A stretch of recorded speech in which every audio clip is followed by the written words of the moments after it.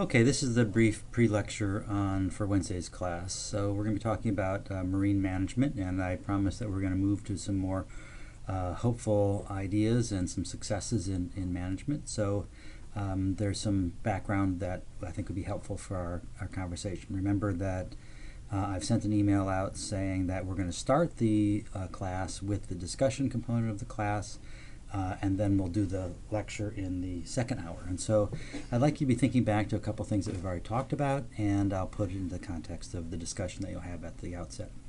So this is going to be revisiting the tragedy of the commons, and I'll talk about that in a second, and thinking about governance of those commons. So common pool resources are the theme.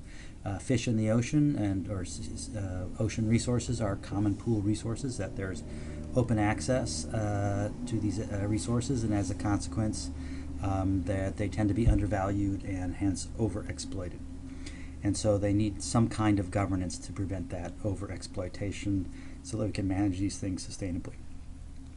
So in lecture, we're going to be talking about different ways in which we've taken strides towards successful marine policy choices. And on the international level, a lot of this is community-based conservation. Examples include small islands where there may be mixed use of artisanal fisheries and tourism, etc., and marine reserves, and that when communities can regulate these endeavors, then they work, and when they can't, they don't work. And so we'll think about ways in which communities can self-regulate, and a lot of the papers that you'll be discussing have to do with that. There's also a really fascinating case of social networks, particularly with fisheries and the Antarctic. These are international waters where the international governance is relatively weak, but people trying to do the right thing and being better, allow them to help self-monitor if they're better networked than if they're not. We'll talk about that case study. On the domestic front, we can think of ways in which we've had some success in legislating restraint. And so the Magnuson-Stevens Act establishes these regional fisheries council, and I'll talk about a bit about the Pacific Council, which runs from California up through from Mexico to Canada on the U.S. coast. And it's an amazing operation, but it also seems to be doing quite well in terms of setting standards that can foster sustainability and sustainable use of these resources, and they have broad buy-in, and so they're not spending all their time in court like the Forest Service does.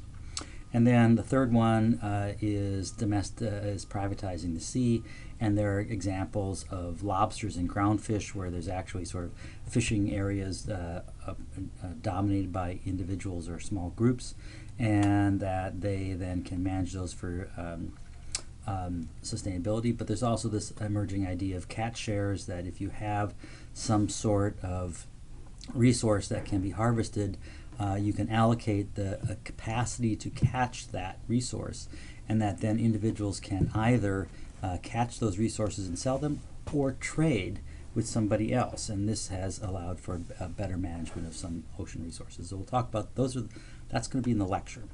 But if we go back and think about, let's see, I'm trying to go forward.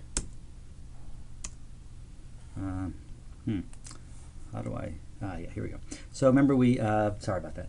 So we had this tragedy of the commons, and remember that this is based on open access resources, and our synopsis was that the system collapses because individuals are self-interested over the interest of the sustainability of the resource, and then we have three options: privatizing ownership, creating cooperative institutions, or legislating restraint. And that in terms of cooperative institutions, Eleanor Ostrom and Agarwal and others have talked about what are the attributes of these systems that enable sustainability of the commons by community group action. So the things like that they're small size, well-defined boundaries, low levels of mobility, so the resource that's in the small-sized area that you're trying to manage stay in this area that you're trying to manage. And that you have small groups of people with clearly defined boundaries and shared norms, etc., so that you have the capacity to manage these systems. So think about those things as well when you're reading through these papers.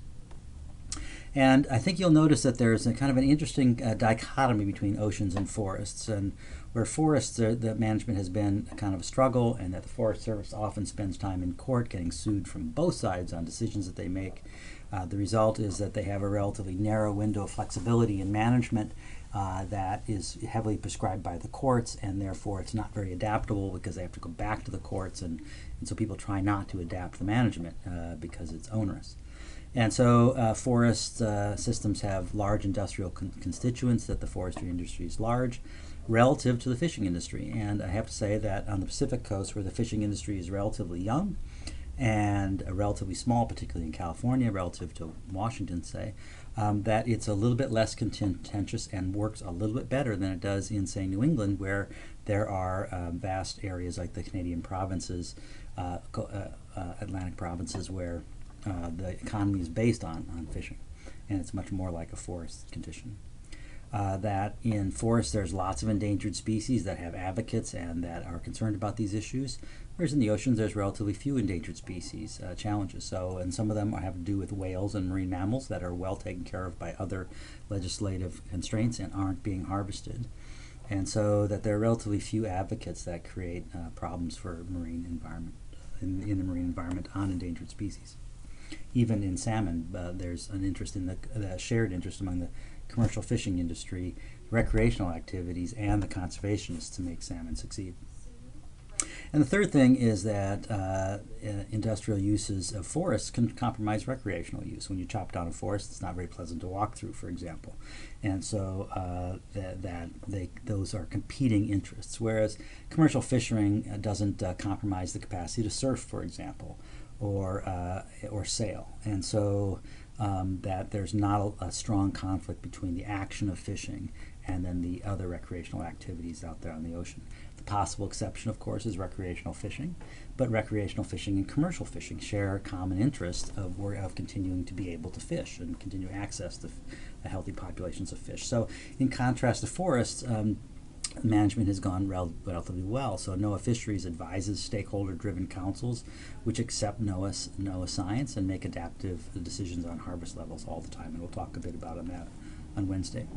So these 6 discussion papers are these. So I encourage you to pause, read through the titles, find your name, of course, on the list and figure out which one you're reading. But note that there are a variety of different papers. They're all up and published in journals over the last 6 months or so.